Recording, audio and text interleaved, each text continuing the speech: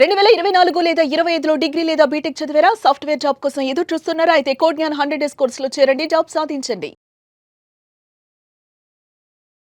నమస్కారం, welcome to Suman TV. నేను మీ anchor సిరి. పెద్దవాళ్ళు తమ ఆస్తులను పిల్లలకి ఇచ్చే క్రమంలో కొంతమంది చాలా కాన్ఫిడెన్షియల్గా మెయింటైన్ చేయాలి అని అనుకుంటారు. సో అలా వీలునామా రాసి రిజిస్ట్రేషన్ చేసుకోవాలి అన్నప్పుడు పెద్దవాళ్ళకి హెల్త్ సహకరించక, హెల్త్ బాగోలేక అక్కడికి వెళ్ళలేని స్థితుల్లో కూడా ఉంటారు. మరి అలాంటి వాళ్ళకి లీగల్ పరంగా ఎలాంటి రెమెడీ ఉంటుంది? సో దీని గురించి ఈరోజు మనకి క్లియర్గా ఇన్ఫర్మేషన్ ఇవ్వడానికి మనతో పాటు ఉన్నారు హైకోర్టు అడ్వకేట్ అలగిరి రవీంద్రనాథ్ గారు. అడిగి తెలుసుకునే ప్రయత్నం చేద్దాం. నమస్కారం సార్. నమస్తే అండి శ్రీ గారు. వీలునామా రాసే వాళ్ళు ఎక్కువగా పెద్దవాళ్ళే ఉంటారు. సో అలాంటి సందర్భాల్లో కొన్నిసార్లు వాళ్ళ ఆస్తిని డివిజన్ చేసే ప్రాసెస్లో వాళ్ళ డాటర్స్ని కావచ్చు, లేదంటే వాళ్ళ సన్స్ని నమ్మే స్థితిలో ఉండరు. అండ్ ఎస్పెషల్లీ వీళ్ళే వెళ్ళి రిజిస్ట్రేషన్ చేసుకుందాము అంటే అలా అని వాళ్ళకి హెల్త్ కూడా సహకరించదు. అలాంటి వాళ్ళు ఎవరైనా కూడా వీలునామా రాయాలి, దానికి రిజిస్ట్రేషన్ చేసుకోవాలి అంటే లీగల్ పరంగా ఎలాంటి రెమెడీ ఉంటుంది సార్? వీలునామాని మనకి చట్టంలో ఏం చెప్తారంటే, వీలునామాని రిజిస్ట్రేషన్ చేసుకోవచ్చు. అన్రిజిస్టర్డ్ విల్ డీడ్ కూడా మనకి లీగల్గా యాక్సెప్టెన్స్ ఉంటుంది. అయితే అన్రిజిస్టర్డ్ వీలునామా చాలామంది అన్రిజిస్టర్డ్ వీలునామా కూడా రాస్తూ ఉంటారు. రాసేటప్పుడు ఏం జరుగుతుంటుందంటే, కొన్ని సందర్భాల్లో పిల్లల మధ్య అంటే వారసుల మధ్య ఉన్నటువంటి విభేదాల వల్ల అన్రిజిస్టర్డ్ వీల్ మీద కోర్టులో దాని మీద మళ్ళీ ఛాలెంజ్ చేయడం, ఆ యొక్క ఏదైతే ప్రాపర్టీస్ ఉంటాయో ఆ ప్రాపర్టీస్ మీద స్టేటస్ కోసం ఇంజక్షన్ ఆర్డర్స్ తీసుకొచ్చి ఆ ప్రాపర్టీస్ అట్లానే ఉండిపోతాయి. పిల్లలు అంటే కొడుకులు కానీ కూతుళ్ళ మధ్య ఆ వీలునామా విషయంలో కూడా కొంత ఇబ్బందులు గురవుతారు ఆఫ్టర్ చనిపోయిన తర్వాత, పెద్దలు ఎవరైతే వీలునామా రాశారు. సో చట్టంలో ఇది విధంగా ఖచ్చితంగా ఇక్కడ చేయాలి, వీలునామా రిజిస్టర్ చేయాలని ఎక్కడ లేనప్పటికి కూడా, చేయకపోతే దానికి డాక్యుమెంట్ అంటారు. అదే వీలునామా రిజిస్ట్రేషన్ చేస్తే దానికి చట్టబద్ధత వస్తుంది, లీగల్ డాక్యుమెంట్ అవుతుంది. సో ఇప్పుడు మీరు క్వశ్చన్ అడిగినట్టుగా ఏంటంటే, పెద్దవాళ్ళు కొంతమంది వారు ఏ సహకరించకపోవడం వల్ల, లేకపోతే అనారోగ్య కారణాల వల్ల, వృద్ధాప్యం కారణాల వల్ల, ఇలా ఇతరత్ర కారణాలతోటి వాళ్ళు రిజిస్ట్రేషన్ ఆఫీస్కి వెళ్ళి ప్రాపర్టీని రిజిస్ట్రేషన్ చేయలేని పరిస్థితిలో ఉంటారు. దీని అడ్వాంటేజ్ తీసుకున్నటువంటి పిల్లలు అంటే అమ్మాయిలు కావచ్చు, అబ్బాయిలు కావచ్చు, వారి మీద ఒత్తిడిని తీసుకొచ్చే ప్రయత్నం కూడా చేస్తుంటారు. సో వృద్ధాప్యంలో ఉన్నటువంటి వృద్ధులు కానీ, తల్లిదండ్రులు కానీ, లేదా వారు అనారోగ్య పరిస్థితుల్లో రిజిస్ట్రేషన్ ఆఫీస్కి వెళ్ళలేని పరిస్థితుల్లో ఉన్నప్పుడు కూడా రిజిస్ట్రేషన్ ఆఫీస్లో ఉన్నటువంటి కొన్ని న్యాయపరమైనటువంటి కొన్ని విషయాలను నేను మీతో పంచుకునే ప్రయత్నం చేస్తాను. ముందుగా ఏంటంటే, రిజిస్ట్రార్ కూడా మన ఇంటికి వచ్చి రిజిస్ట్రేషన్ చేసే వెసులుబాటు కూడా ఉంది. ఇది చాలా మందికి ఈ విషయం తెలియదు. సబ్ రిజిస్ట్రార్ కూడా మన ఇంటిని విజిట్ చేసి ఆయన మన ఇంటి దగ్గరే రిజిస్ట్రేషన్ చేసే వెసులుబాటు కూడా ఉంది. ఇది దేశవ్యాప్తంగా ఉన్నటువంటి అన్ని రిజిస్ట్రార్లు కూడా వర్తిస్తుంది. 1908 రిజిస్ట్రేషన్ యాక్ట్ సెక్షన్ 31, 32 ఈ చట్టాలు ఏం చెప్తున్నారంటే, రిజిస్ట్రార్ ఆఫీసులు అంటే రిజిస్ట్రార్ ఆఫీస్కి వెళ్ళే రిజిస్ట్రేషన్ చేయాల్సినటువంటి వెసులుబాటు కాదు, అతను తన పరిధిలో ఎక్కడి నుంచైనా తను పని చేసుకోవచ్చు. అంటే ఇప్పుడు మీరు చెప్పినట్టుగా వాళ్ళు ఏజ్డ్ పర్సన్స్గా ఉన్నారు, వాళ్ళు హెల్త్ సపోర్ట్ చేయట్లేదు, అన్కంట్రోల్లో ఉన్నారు అంటే అంటే బెడ్ రిటర్న్ కావచ్చు, లేకపోతే కదలలేని స్థితిలో ఉన్న పరిస్థితుల్లో కూడా చట్టం మనకి కనిపించేటువంటి వెసులుబాటు ఏంటంటే, మంచం మీద నుంచే మనం ప్రాపర్టీని రిజిస్ట్రేషన్ చేసుకోవచ్చు. అది ఇల్లైనా సరే, హాస్పిటల్ అయినా సరే. అది ఏ విధంగా ఉంటుంది సార్? తప్పనిసరిగా సిరి గారు, అది నేను మీకు చెప్తాను డీటెయిల్స్ అన్నీ కూడా. ముందుగా ఏం చేయాలంటే, ముందుగా హెల్త్ సర్టిఫికేట్ తీసుకోవాలి. అంటే మెంటల్ కండిషన్ బాగుంది బట్ ఫిజికల్ కండిషన్ బాగాలేదు, ఇంకా గంటో గడియో ఇట్లాంటి పరిస్థితుల్లో ఉన్నారని చెప్తే ఇమ్మీడియట్గా ఆ medical health certificate consult a పరిధిలో ఉన్నటువంటి రిజిస్ట్రార్ ఆఫీస్లో ఉంటారో రిజిస్ట్రార్ ఆఫీస్ వారికి ఒక రిక్విజిషన్ లెటర్ రాసి మనం రిజిస్ట్రేషన్ ఆఫీస్లో సబ్మిట్ చేయొచ్చు. చేయగానే సబ్ రిజిస్ట్రార్గా ఏం చేస్తారంటే, వాళ్ళు నిజంగా వాళ్ళు సౌండ్ మైండ్లో ఉన్నారా లేదని చెక్ చేస్తారు. సౌండ్ మైండ్లో ఉన్నారని అనుకుంటే ఇమీడియట్గా సబ్ రిజిస్ట్రార్ గారు ఇంటిని కానీ, హాస్పిటల్ని కానీ విజిట్ చేసి ఆయనకు ఉన్నటువంటి ప్రత్యేక అధికారాలు కూడా ఉన్నాయి. సబ్ రిజిస్ట్రార్ గారు ఏం చేస్తారంటే, తన దగ్గర ఉన్నటువంటి సీనియర్ క్లర్క్ని, అదేవిధంగా అటెండర్ని తీసుకొని హౌస్కి కానీ, అదేవిధంగా ఉన్నటువంటి హాస్పిటల్ని కూడా విజిట్ చేసే అవకాశం ఉంటుంది. అక్కడ సబ్ రిజిస్ట్రార్ గారు పూర్తిగా ఎగ్జామిన్ చేస్తారు. ఎవరైతే ఈ రాస్తున్నారో ప్రాపర్టీ వాళ్ళు సౌండ్ మైండ్లో ఉన్నారా లేదా, హెల్త్ బాగాలేకపోయి ఉండొచ్చు బట్ మైండ్ పనిచేస్తూ ఉండొచ్చు, వాళ్ళకి అన్ని విషయాలు గుర్తుండొచ్చు. ఆ విషయాన్ని సబ్ రిజిస్ట్రార్ గారు చెక్ చేసే వెసులుబాటు కూడా ఉంది.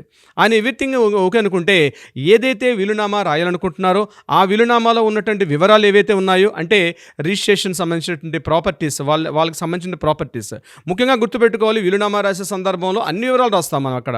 నాట్ ఓన్లీ ప్రాపర్టీస్ ఒక్కటే కాదు, అక్కడ గోల్డ్ విషయం కావచ్చు, అదేవిధంగా సేవింగ్స్ బ్యాంక్ అకౌంట్లో సేవింగ్ ఎంత అమౌంట్ ఉంది అనే విషయాన్ని రాస్తాం, అదేవిధంగా ఫిక్స్డ్ డిపాజిట్స్ ఉంటే ఫిక్స్డ్ డిపాజిట్స్ రాస్తాం, ఇంకా ఇతరత్ర ఏవైనా అసెట్స్ ఉంటే రెంట్స్ వచ్చే ఇన్కమ్ కానీ ఇవన్నీ కూడా రాస్తాం. కొన్ని విషయాల్లో రానటువంటి అంటే ఎప్పుడో ఫ్యూచర్లో వస్తాయి అనే విషయాన్ని వీలునామాలో మెన్షన్ చేయరు.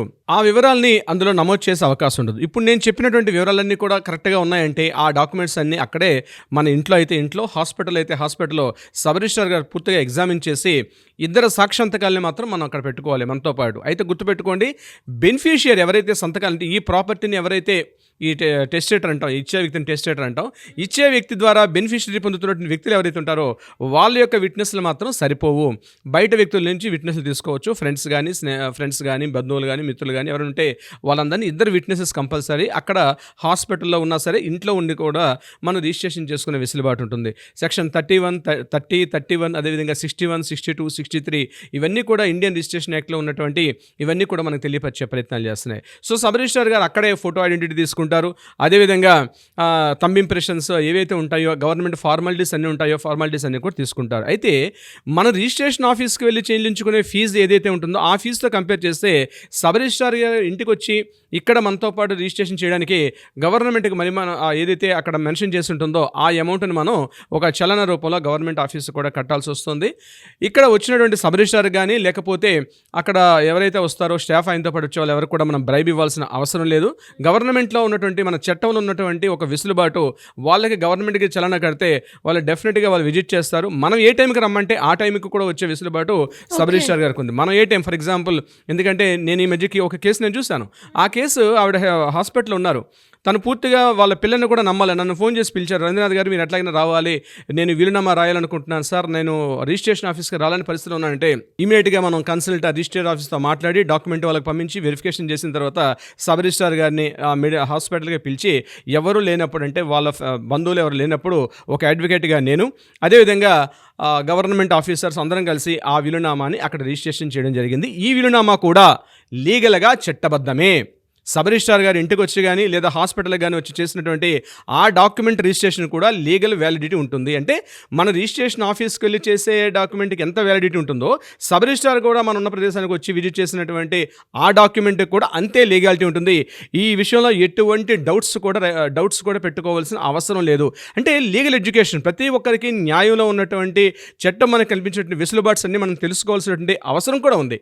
అంటే సబ్ రిజిస్ట్రార్ గారు కేవలం అక్కడొక్కటే కాదు, మన ఇంటికి కూడా వచ్చి రిజిస్ట్రేషన్ చేసే అవకాశం ఉంది. మన హాస్పిటల్లో ఉంటే హాస్పిటల్లో ఉండి వీలునామాని రిజిస్ట్రేషన్ చేసే అధికారం కూడా ఉంది. ఈ వెసులుబాటు ఏదైతే ఉందో అది ఓన్లీ వీలునామాకే వర్తిస్తుందంటారా, లేదు అంటే ప్రాపర్టీ ఏది కొన్నా కూడా అలాంటి సందర్భాల్లో కూడా ఇది వర్తిస్తుందంటారా? వెరీ ఇంట్రెస్టింగ్ క్వశ్చన్ సిరి గారు.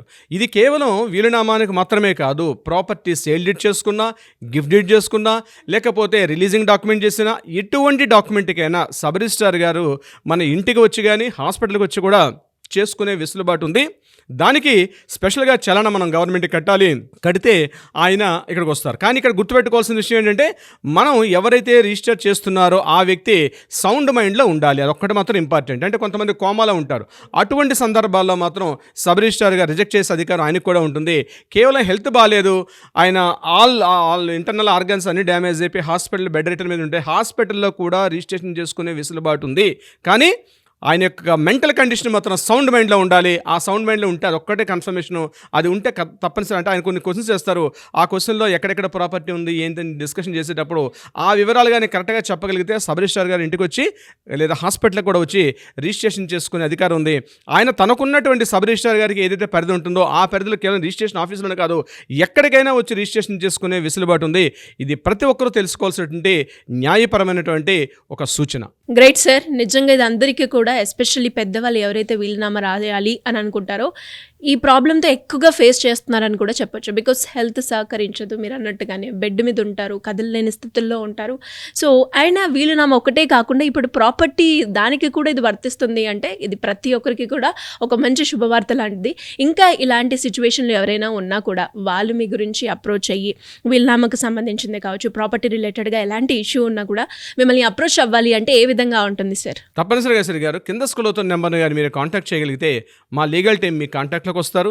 మీకు కావాల్సినటువంటి సలహా సూచనలు ఇచ్చే ప్రయత్నం చేస్తారు. అది కాకుండా మీకు ఏదైనా కోర్టుల్లో కానీ న్యాయపరమైన పరిష్కారం రాకుండా ఉంటే వాటిని కూడా పరిష్కరించే దిశగా ప్రయత్నం చేస్తారు సిరి గారు. Thank you sir, thank you so much. Thank you so much అండి సిరి గారు.